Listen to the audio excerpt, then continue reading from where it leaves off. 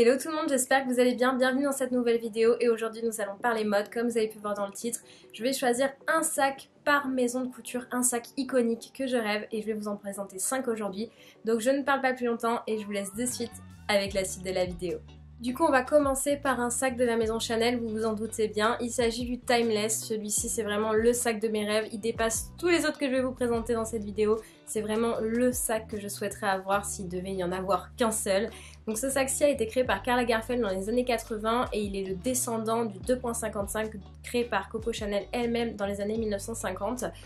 Comme son prédécesseur, il a 7 poches à l'intérieur, donc pourquoi 7 poches? Parce que c'est un sac qui a été créé vraiment pour la femme et pour ranger ses affaires dans son sac. Donc il y a une poche pour le rouge à lèvres, une poche pour le poudrier, une poche pour ses cartes de crédit et il y a aussi depuis quelques temps maintenant, enfin au 21e siècle, une poche zippée à l'intérieur qui permet de pouvoir ranger son téléphone ou d'autres choses qu'on a envie vraiment de rester bien secrètes, ce que je trouve vraiment très sympa.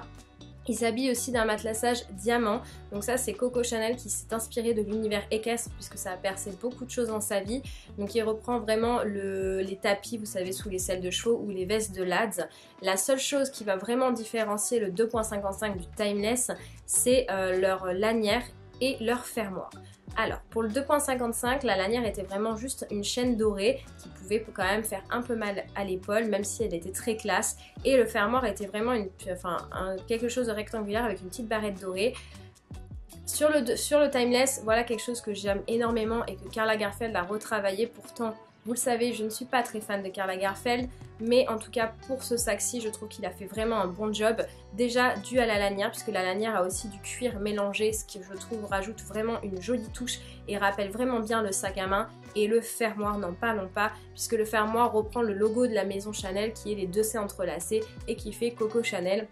Et je trouve ça mais juste magnifique. Pour moi ce sac représente entièrement la maison Chanel parce qu'il est chic, classe, intemporel et classique. Vraiment il est parfait, il a été décliné en plusieurs coloris, je crois qu'il y a rouge, il y a beige, il y a crème, blanc, il y a même du tweed il me semble, enfin vraiment il a été décliné en plein de combinaisons différentes, mais pour moi le noir reste l'intemporel, clairement, on va pas se mentir, c'est comme la petite robe noire chez Chanel, c'est un intemporel. Par contre, je trouve que ce sac prend du prix d'année en année. C'est-à-dire que c'est pas un prix qui reste vraiment fixe sur ce sac-là. Je crois que déjà il tourne aux alentours de 7 000, 8 000 euros il me semble. Alors déjà c'est assez énorme pour un sac, hein, on va pas se mentir. Moi je trouve que c'est même trop des fois quand on sait combien à l'époque Chanel le faisait payer. Je trouve que c'est énorme, mais je pense qu'il prend du prix d'année en année et on va tourner peut-être dans quelques années autour des 10 000, 12 000 euros. Ce que je trouve vraiment assez excessif juste pour un sac malgré qu'il soit magnifique et que je le rêve clairement. Le deuxième sac que je vais vous présenter dans cette vidéo, il s'agit du Lady Dior de la maison Dior. Alors pourquoi? Vous le savez, j'aime beaucoup Dior aussi. Il faut savoir que ce sac a été créé en 1994, mais il a pris vraiment toute sa popularité en 1995 lorsque notre première dame de France à l'époque, donc Bernadette Chirac, l'a commandé à la maison Dior pour l'offrir à Lady Diana qui était en visite à Paris et qui est allée à l'exposition Cézanne au Grand Palais de Paris.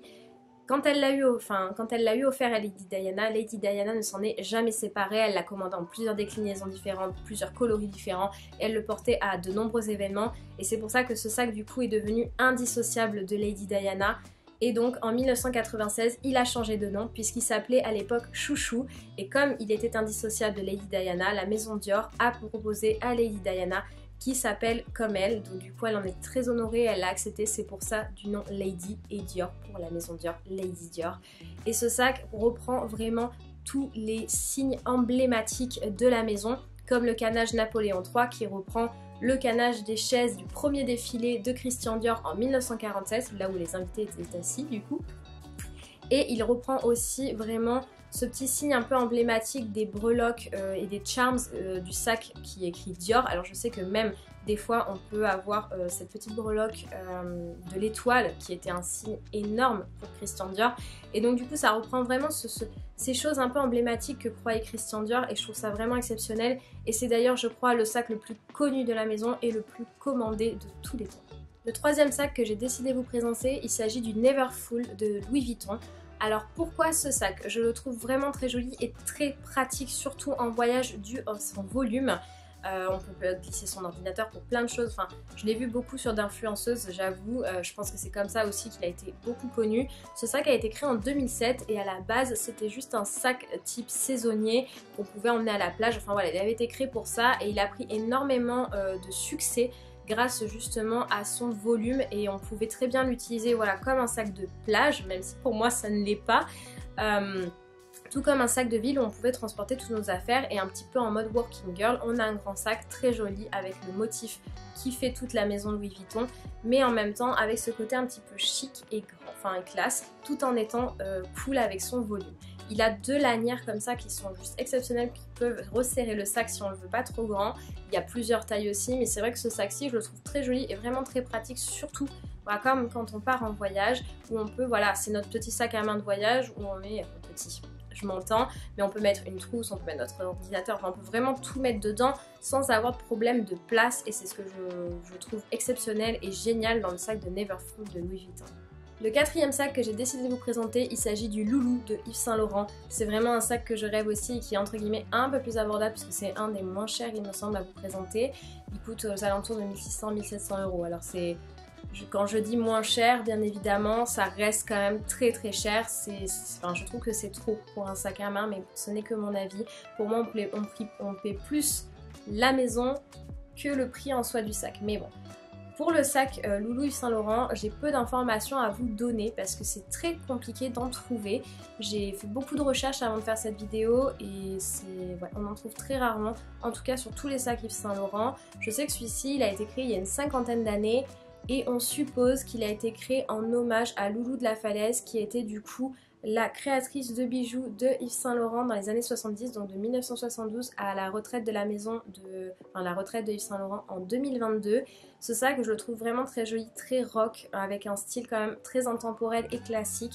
Son côté matelassage, je le trouve très joli et je trouve qu'il a vraiment ce côté très rock, surtout en noir. Alors je sais qu'il existe en d'autres coloris, il existe en crème, en beige, ils sont très jolis aussi. Moi j'adore de toute façon tout ce qui est couleur très neutre. Pour moi quand on met un prix dans un sac comme ça, il faut que ce soit des couleurs qui peuvent aller avec tout, donc très souvent du noir.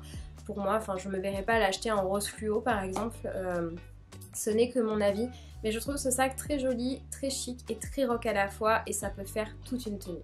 Et le dernier sac que j'ai décidé de vous présenter dans cette vidéo, il s'agit du sac Triomphe de chez Céline. Alors il faut savoir que ce sac-ci, il a été imaginé, c'est le premier sac à avoir été imaginé par Eddie Slimane qui est directeur artistique de la maison depuis février 2018, avant il travaillait pour Yves Saint Laurent. Et pourquoi Triomphe? Parce qu'il rend hommage à l'Arc de Triomphe. Pourquoi, vous allez me demander? Eh bien tout simplement parce que la fondatrice de la maison, donc Céline Vipiana, est tombée en panne en 1972 devant l'Arc de Triomphe à la place de l'Étoile. Elle s'est énormément inspirée de l'Arc de Triomphe et des chaînes aussi tout autour de la place de l'Étoile. C'est quelque chose qui l'a vraiment bercé dans sa création des choses pour la maison Céline. Et je pense que ce sac a toutes les raisons de faire partie des grands classiques de cette maison de couture parce qu'il reprend le côté vraiment rétro des créations de Céline Vipiana, notamment par son logo. Je trouve ça vraiment exceptionnel et magnifique et il est très sophistiqué à la fois, donc je pense qu'il va prendre énormément en notoriété voilà, au sein de la maison Céline. Et voilà tout le monde, cette vidéo est terminée, j'espère qu'elle vous aura plu, que ce style un petit peu de vidéo mode sur les maisons de couture vous plaise. Dites-moi ça en commentaire parce que vous le savez, j'adore parler mode et j'aimerais énormément en parler plus sur ma chaîne, donc je veux savoir si ça vous plaît ou pas. En tout cas, si cette vidéo vous a plu, je vous laisse la liker, la partager, vous abonner à la chaîne si ce n'est toujours pas fait et activer la cloche de notification pour les recevoir quand mes vidéos sortiront. Maintenant, je sors 2 vidéos par semaine, une le mercredi à 18 h et une le dimanche à 10 h. Voilà, donc bah écoutez, je vous fais d'énormes bisous et je vous dis à très bientôt dans une prochaine vidéo. Salut!